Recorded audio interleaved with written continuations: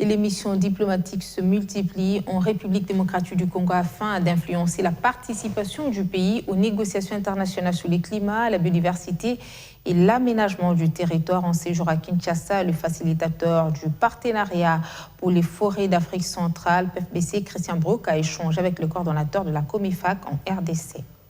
Au centre des intérêts mondiaux, les forêts du bassin du Congo retiennent l'attention de l'humanité. Leur préservation s'avère importante au profit de tous les êtres vivants.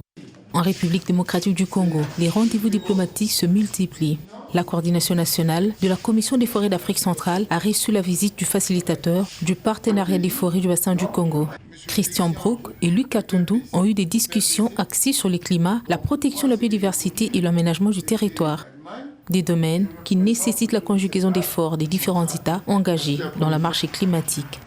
Monsieur Christian Brook est venu en République démocratique du Congo en tant que facilitateur du PFBC, c'est-à-dire c'est le consortium, c'est la plateforme de la communauté internationale qui dialogue avec la COMIFAC dans le cadre de la préservation des écosystèmes d'Afrique centrale. Il est venu avoir aussi notre point de vue en tant que leur organe technique au niveau de la République démocratique du Congo.